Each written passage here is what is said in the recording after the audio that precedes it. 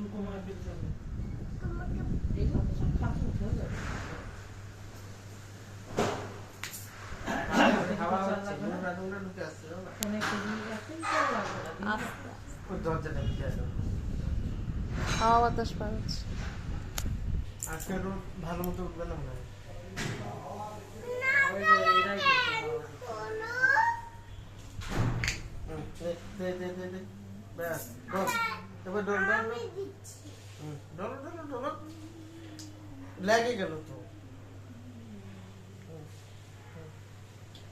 এবার doll. Doll.